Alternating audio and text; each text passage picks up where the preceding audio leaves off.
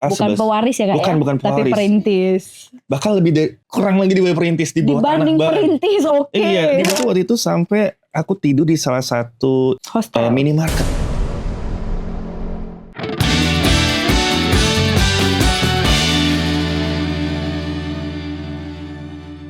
Kita langsung sambut tokoh yang mungkin kalian sudah kenal secara lama dan sudah dikenal oleh kalangan banyak orang. Yuk kita ketemu dengan Kak Ilyas. Halo.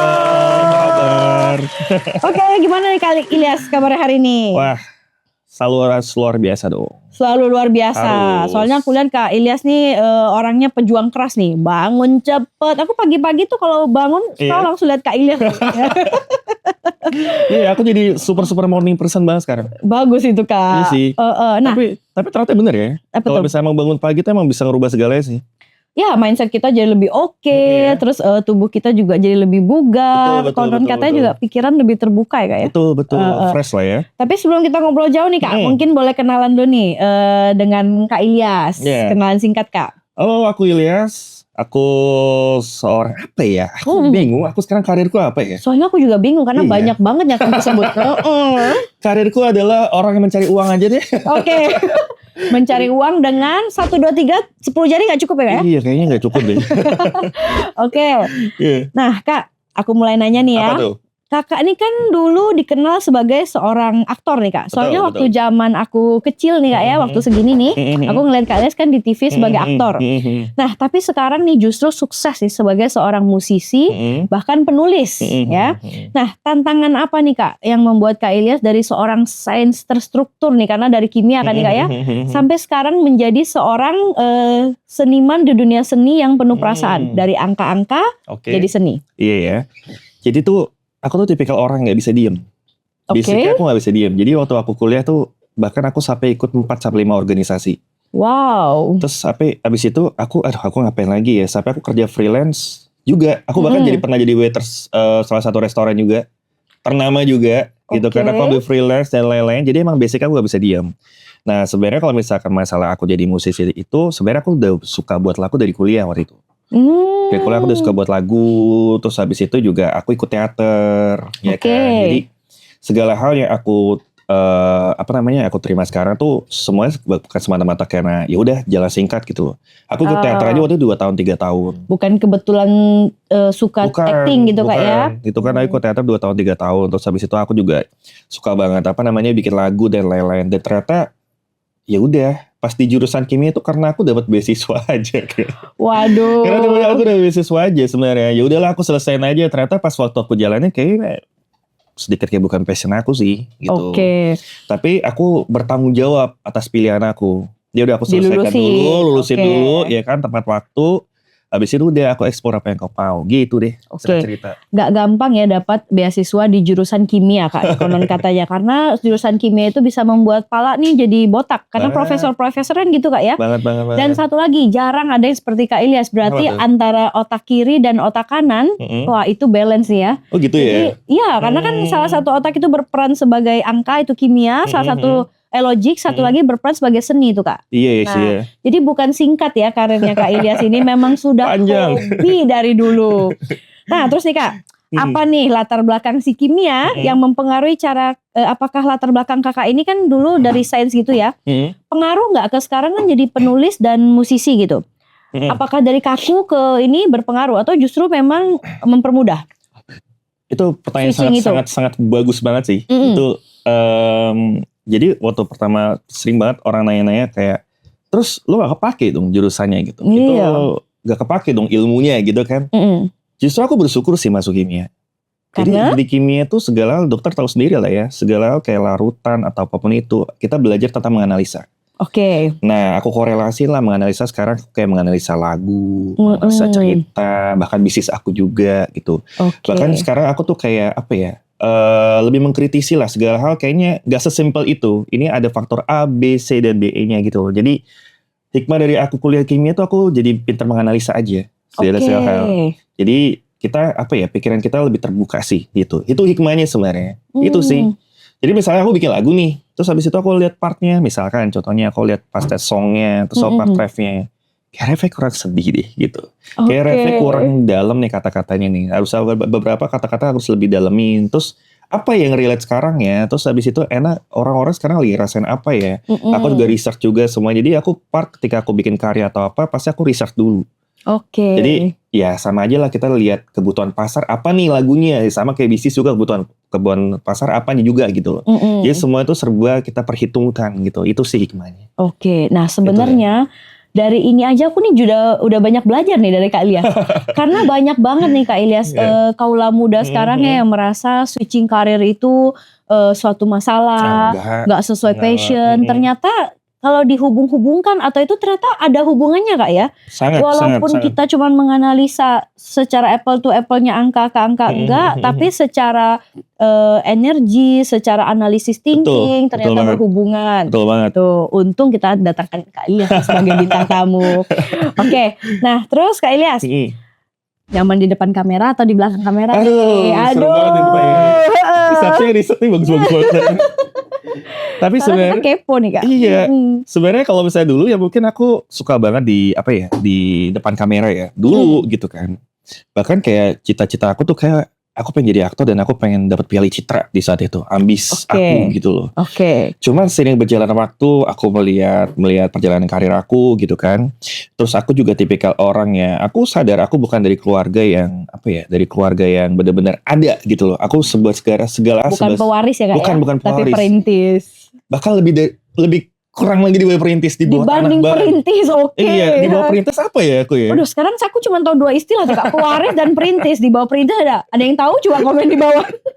Nah itulah ya, aku sadar gitu kan, dalam artian ya udahlah, dan akhirnya aku memutuskan untuk berkecimpung di dalam dunia bisnis ya kan. Aku berkecimpung dalam dunia online shop gitu kan.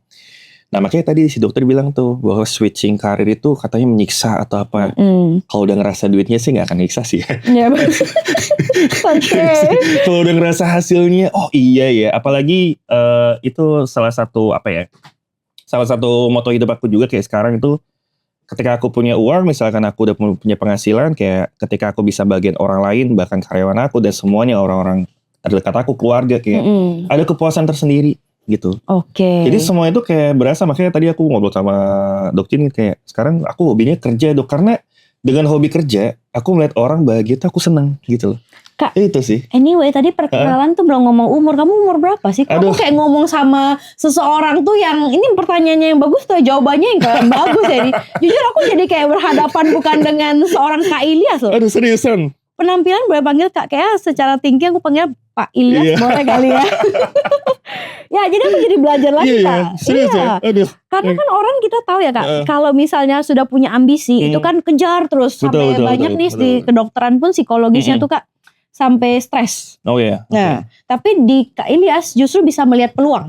Jadi kalau misalnya ngerasa oh ini udah nggak oke aku switch. Betul banget. Tapi kan pasti di antara switching nih Kak ada trik-triknya dong Kak. Nggak kita asal switch ya Kak ya. Nah, gimana tuh Kak? Nge-switch ini menurut aku gak langsung nge-switch gitu ya. Misalkan kita dari air ke api gitu kan kayak jomplang banget ya. Lebih baik kalau misalnya kita dari air, kita ke es aja kali ya, agak deket-deket gitu loh. Dari air es kali ya gitu. Jadi benar-benar masih di lingkup itu. Misalnya contoh, aku dari depan layar, aku dari aktor, terus habis itu aku main film dan lain-lain. Tiba-tiba aku dari dulu suka fashion. Aku dari dulu tuh pantesan modis banget ya. Aduh, makasih ya. Aku dari dulu suka fashion. Bahkan kayak dulu aku di jurusan kimia nih. Di jurusan kimia tuh aku lihat orang-orang mungkin belum kali ya. Jadi mereka tuh pakai baju, pakai apa ya udah asal pakai baju aja. Tapi memang lu nggak cocok kan jadi kimia. Lu kayak ini pasti paling keren di kimia.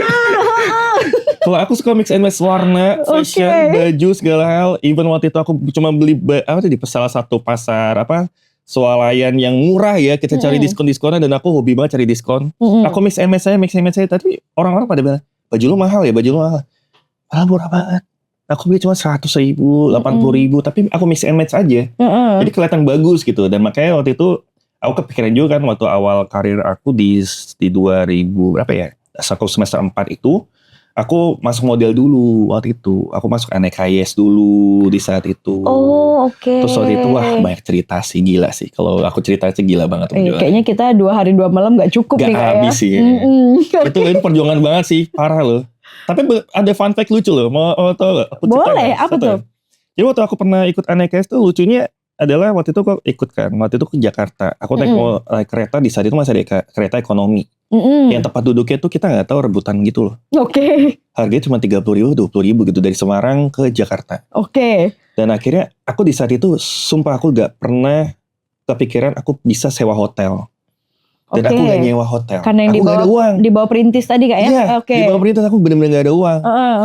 Finally-nya akhirnya aku waktu itu sampai aku tidur ke salah satu masjid ya kan. Tapi mungkin di saat itu lagi era-era orang tuh lagi banyak banget teroris dan lain-lain gitu kan. Aku bawa tas gede ya. Aku tidur pada di teras doang. Terus habis itu bapaknya, mas jangan tidur di sini, dia bilang gitu. Takut kali ya. Aku juga memahami sih bapaknya itu kan. Oh iya lagi musim teroris kali gara-gara tas gue kegedean nih. Dan akhirnya aku waktu itu sampai aku tidur di salah satu itu loh hostel. Minimarket. Oke. Minimarket dengan PD-nya aku bawa tas, aku ngomong sama sama mbaknya, Mbak, saya ada tempat gak buat saya tidur di sini. Saya tidur di gudang Indomaret benar-benar itu dan dikasih kardus sama dia dan aku untung tuh orang baik banget gitu. Aku nggak tahu sih namanya sampai sekarang ya. Kalau nggak aku balas budi banget loh. Kok berani nerima? Berani nerima. Iya. Nah itu dia, itu benar-benar kayak yaudah aku tidur situ, akhirnya aku bangun, aku siap-siap di Indomaret dan lain-lain, kesebut deh namanya kan. Iya, aduh. Iya kan kesebut deh. Nah di situ kan aku mandi dan lain-lain, udah aku siap-siap ke situ. Pak itu fun fact sih, sampai perjalanan karir aku sedramatis itulah. Tapi lebih fun fact-nya lagi Mas. Apa tuh? Jangan-jangan apa tuh? Itulah kenapa tampang mempengaruhi nasib. Masa sih ya? Iya. Nah kalau tadi kan laki-laki nih Bapak Ustadz nih katanya nggak boleh karena takut teroris. Betul. Nah sekarang cewek kan. Nah wajib mumpung tuh sambil tidur ngelihat Kak Ilyas kayaknya. Tapi waktu itu bawa uang berapa tuh Kak Ilyas? Sumpah 100.000 kayak gak itu udah gak ngerti lah. 100 atau 150.000 lah itu buat bertahan aja gitu. Luar biasa. Nah itu ya itu. Perjuangan hidup dari Kak Ilyas. Jadi jangan pernah menyerah. Iya jangan pernah menyerah deh. Satu lagi nih Kak Ilyas. Dari switching sana sini, kenapa sih hobi jadinya main film horor nih Kak Ilyas? Karena wajahmu kayaknya gak mendukung untuk main film horor. Sebenarnya aku main film apa aja sih. Nah kayak sekarang nih, aku akhirnya berkecimpung di dalam dunia novel, terus dunia film di belakang layar gitu. Karena sebenarnya aku main film apa aja boleh gitu loh. Gak masalah sebenarnya. Tapi aku butuh tantangan gitu loh. Biar adrenalin tinggi gitu loh. Aku pengen kayak kemarin aku terakhir main film film horor tapi sebagai afiliator, sebagai investment, sebagai buronan gitu loh. Jadi ada rasa deg-deg yang bisa aku manfaatkan gitu. Dan kalau waktu itu ada salah satu wishlist aku pengen main film, aku pengen jadi banget orang gila atau orang cacat atau orang psycho atau apa, aku pengen banget kayak gitu. Nah, cuman next mungkin aku main di film aku yang aku bikin cerita sendiri aja kali ya. Oke. Tapi kalau bikin cerita sendiri kayaknya kalau aku ngeliat genrenya Kak Ilyas nih lumayan sedih, melo gitu ya, menuju Islamik gitu kan. Nah itu apa tuh tantangan nanti buat Kak Ilyas tuh? Tapi sebenarnya kalau misalnya Dokcin tahu, sebenarnya aku tuh punya sekitar 20 atau 30 cerita itu enggak semua tentang Islami.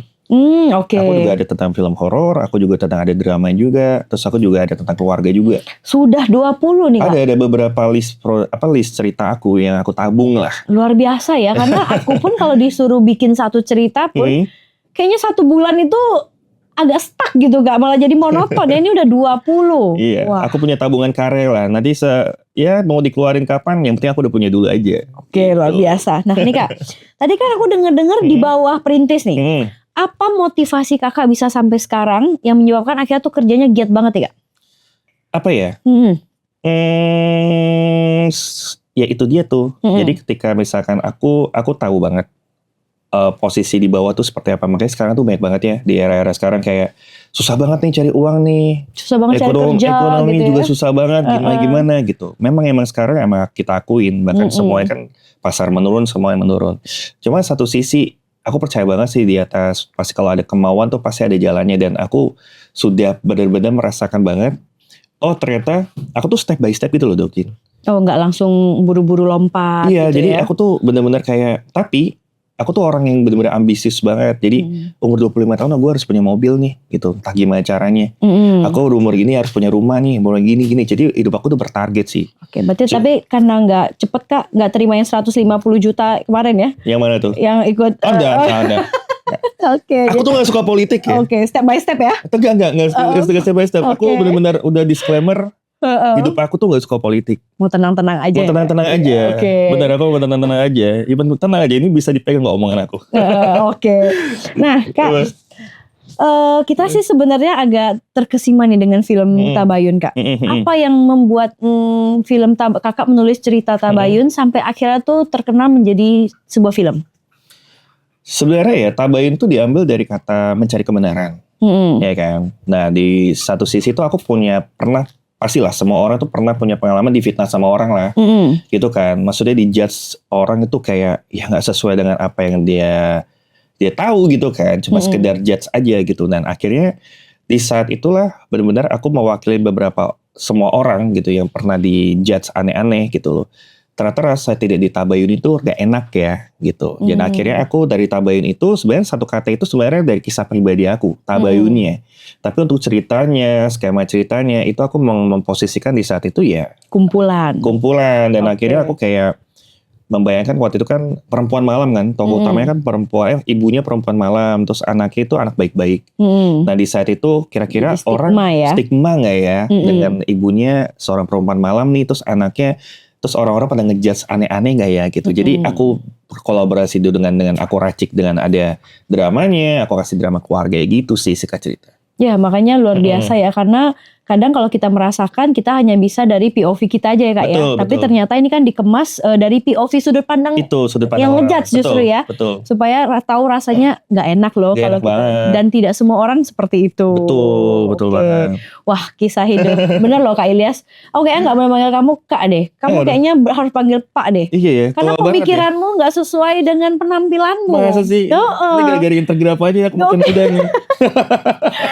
Tapi Kak terlibat gak dalam proses pembuatan filmnya? Terlibat banget.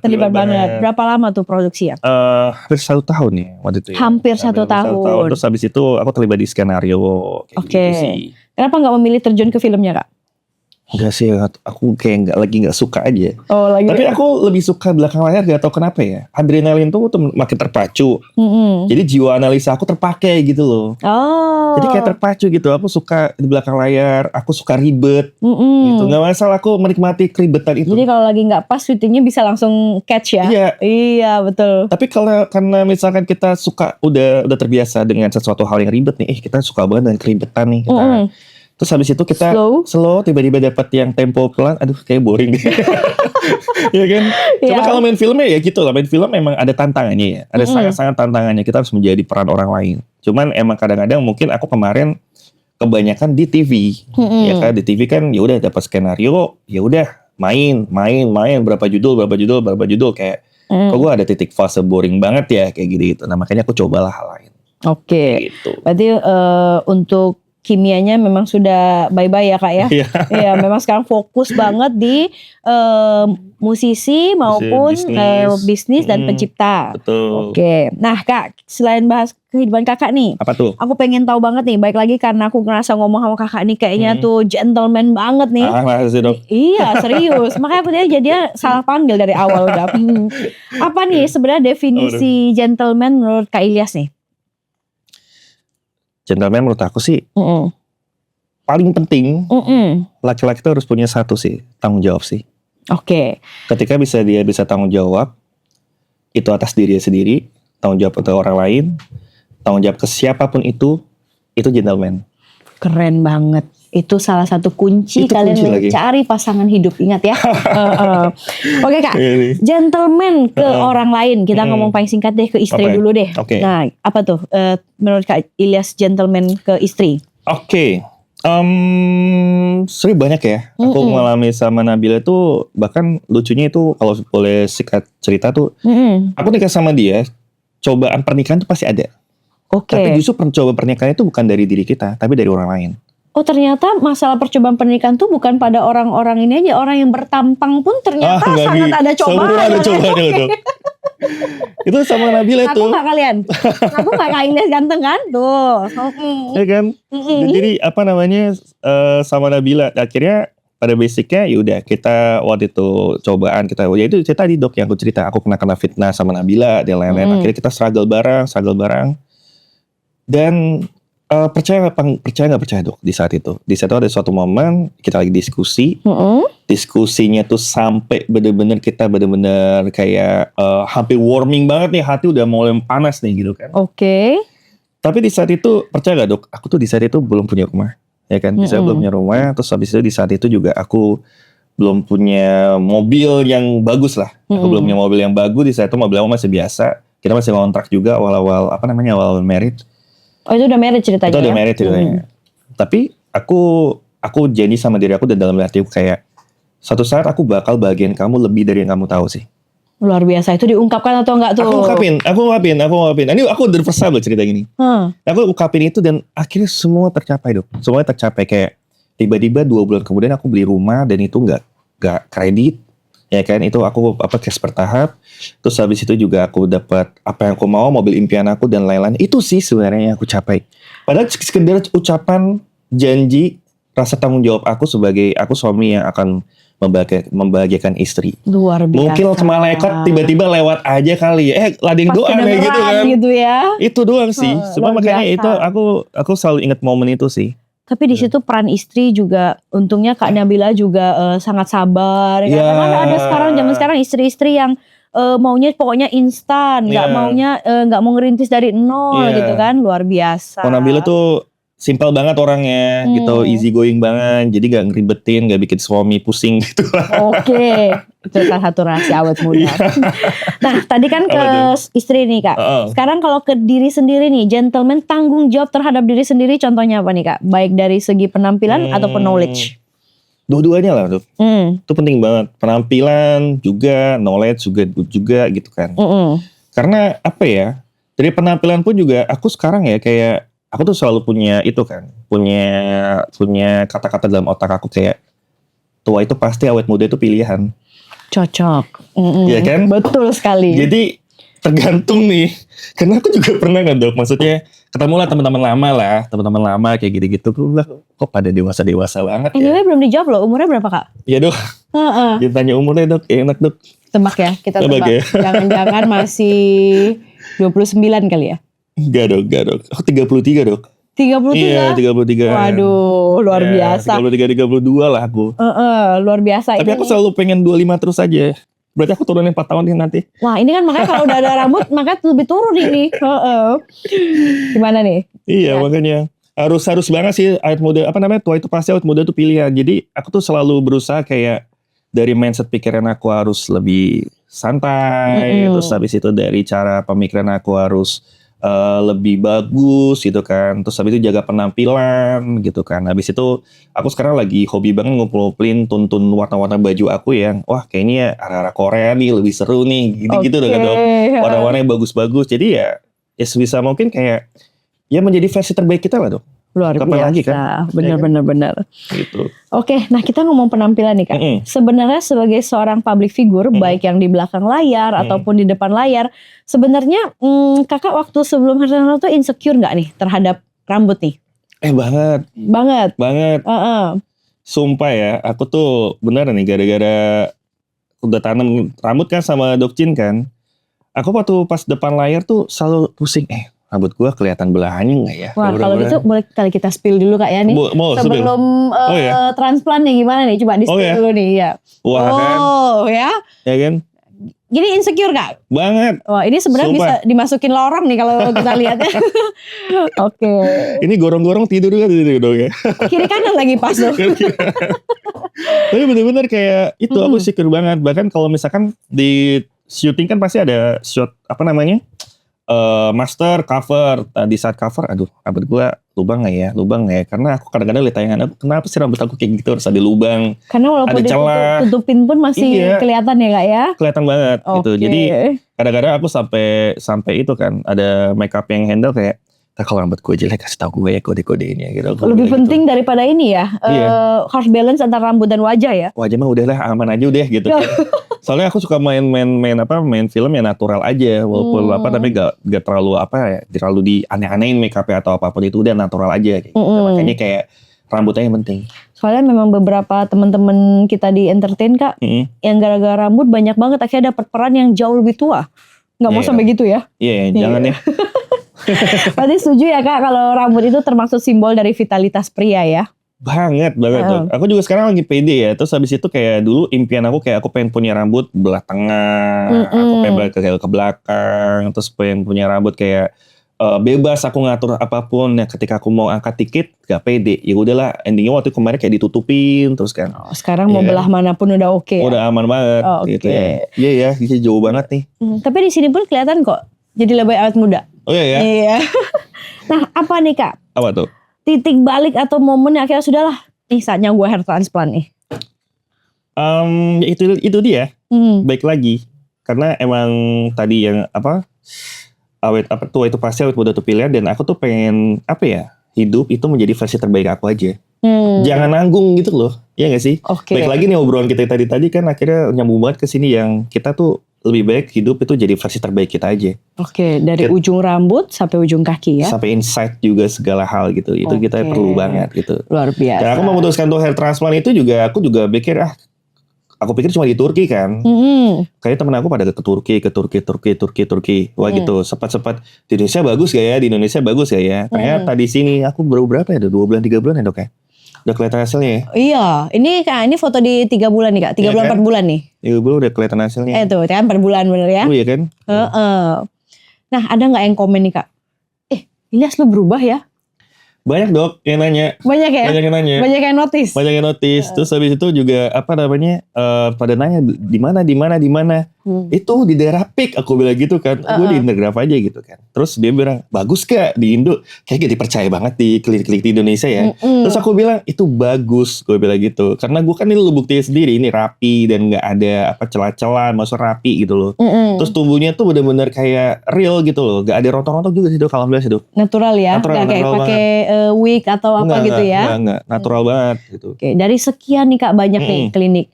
Kenapa nih pilihnya akhirnya jatuh cinta ke Intergraph? Jujur ya, Intergraph ini klinik yang wangi banget sih. Klinik yang wangi banget, gimana tuh Kak definisi bersih wangi? Banget. Aku suka bersih dok. Itu bersih, terus habis itu aku persi ke sini tuh wangi banget gitu. Ini masuk klinik apa masuk sensi nih? Tuh yang itu habis itu juga komunikasinya dijelasin juga pada waktu itu aku juga udah pertama kali datang ke sini buta tentang hair transplant kan. Dijelasin ya kan tentang rambut ini. Oh ternyata jelas. Terus habis itu aku dengerin juga cara treatmentnya supaya kita maksimal hasilnya apa. Yaudah aku lakuin aja kayak gitu kan. Akhirnya benar-benar di sini tuh aku juga kemarin pas waktu treatment juga kebetulan juga pain toleran aku juga tinggi sebenarnya. Pain toleran aku tinggi. Cuman di sini aku ngerasa bahwa semua tuh efektif aja, kerja cepat ya kan. Kita hasil cepat gitu, selalu di follow up gimana kak rambutnya kak, gitu kan. Akhirnya benar-benar kita ada treatment PRP-nya dan lain-lain, itu sangat-sangat membantu sih. Karena Kak Ilyas ini tipe yang idaman para dokter karena sesuai dengan instruksi yang diberikan dokter ya. Jadi nggak neko-neko nih, makanya bisa dilihat tadi 4 bulan pun hasil rambutnya udah oke banget ya Kak Ilyas ya. Oke banget dok. Nah, pasti banyak yang kepo nih Kak Ilyas. Boleh nggak ceritain dikit pengalaman di sini nih? Karena konon katanya hair transplant tuh sakit banget. Makanya nggak boleh deh di Indo. Hasilnya tuh nggak ini terus jutek-jutek, hasilnya nggak natural lah gitu. Sakit nggak nih selama prosedur? Serius enggak, enggak sama sekali. Cuma waktu awal-awal doang kali ya, maksudnya pas waktu udah selesai, terus habis itu kita diperban, itu ya sebenarnya bukan sakit tapi agak-agak risih, mengganggu gitu, itu penyesuaian aja. Cuman kalau udah lihat hasilnya, wah gila sih, itu kenapa gue nggak dari dulu ya gini ya. Iya kita nggak dari dulu, ribet banget gue nutupin rambut kayak gini-gini kan, kenapa nggak dari dulu. Tapi serius deh, sebagai cowok, kalau misalkan rambut kita full, apa misalkan kita bener-bener rapi, itu tuh tingkat PD kita tuh jauh naik. Gak ada insecure lagi saya dok. Aku ketemu orang pede kayak gitu-gitu kan. Ya mungkin kayak dulu aku kalau ketemu orang, aku harus ke toilet dulu lah. Aman gak ya rambut gue? Turunin gitu ya. Kan, aman gak ya? Ya kan. Terus kalau sekarang ya udahlah, udah aman nih rambutnya, mau acak-acak ya udah full rambutnya kayak gitu sih. Tapi disuntik sakit nggak Kak? Selama diambil rambutnya, selama ditusuk sakit nggak? Aman sih dok, aku dok. Aman ya? Aman banget. Berarti prosedur hair transplant tidak semengerikan mitos di luar sana. Enggak. Nah, berarti kalau di orang ini nggak ada takut-takutnya lagi Kak ya? Udah deh. Gini, kalian wah gak bisa kena panas atau apa-apa. Ya mungkin ada beberapa momen aku kena panas atau apa, gak semengerikan itu juga. Iya. Gak sesakit itu juga. Jadi gitu. terkadang pemikiran melebihi yang sesungguhnya gitu Kak ya. Karena aku juga sering lihat kan, orang kalau misalnya lagi ada proses hair transplant di TikTok atau di media sosial, sakit gak Kak? Ngeri banget kayak gitu. Padahal kalau udah jalan mah, kalau udah ada hasilnya, aduh happy banget pasti. Thank you nih Kak Ilyas. Nah, gini nih Kak, kan sekarang udah tumbuh nih ya. Betul. Nah, apa sih yang paling kira-kira berpengaruh nih dalam hidup Kak Ilyas? Dengan rambut baru nih. Jadi manusia kan serba sugesti kan ya. Jadi kalau misalnya aku lagi ngaca tuh, terus habis itu, gue mau muda ya sekarang ya, gitu. Apalagi sekarang aku juga imbangi dengan pola hidup sehat, aku olahraga rajin gitu kan. Kayak gitu, kita semakin apa ya, wah gue gak boleh ini nih, gak boleh kelihatan tua nih gitu kan. Semakin kita mengupgrade diri kita gitu loh. Cuman di sini perubahannya benar-benar perubahan banget sih itu. Aku ketemu orang jauh lebih sangat-sangat pede, ya kan. Ketemu orang gak insecure. Terus habis itu juga aku bebas memilih potongan rambut apa yang aku mau. Itu sih yang belum pernah aku dapetin, achieve dalam diri aku ya. Oke. Nah akhirnya sekarang achieve nih, ya kan. Udah ada rambutnya, ya kan. Mau nata gimana juga super oke banget. Luar biasa. Nah, nggak terasa nih Kak ya udah berbincang lama. Boleh nggak nih pesan-pesan buat audiens nih Kak yang takut untuk HT atau punya rambut yang bikin insecure?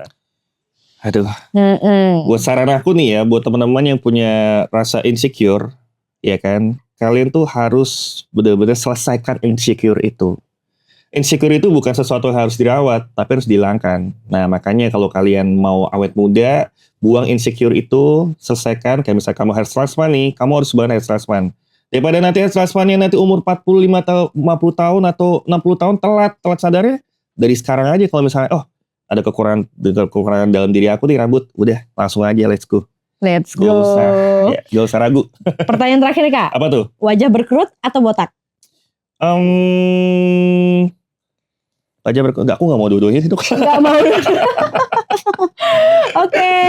Nah, aku udah bener-bener gak terasa nih ngobrol dengan Kak Ilyas ya. Jadi kesimpulannya memang cukup sangat wise pemikiran Kak Ilyas ya. Jadi antara karir, penampilan untuk membuat kita menjadi bijaksana dan gentleman tuh semua berkaitan ya Kak ya. Betul banget. Dan pesan buat kaula-kaula muda kalian yang di rumah, jangan pernah menyerah dengan hidup. Karena bagaimanapun susah itu tergantung kita dari sudut pandang kita ya Kak ya. Bagaimana akhirnya kita bisa bangkit kembali. Betul. Nah untuk bangkit tentu kamu butuh istilahnya itu persiapan baik dari dalam maupun dari luar. Termasuk penampilan ya Kak ya. Oke, sampai ketemu lagi nih Kak. Thank you banget. Kita senang banget akhirnya Kak Ilyas bisa jadi bintang tamu di sini. Thank you banget. Buat yang punya pertanyaan-pertanyaan bisa drop komen di bawah. Oke, bye-bye. Thank you. Thank you Kak Ilyas. Thank you, sehat selalu. Thank you.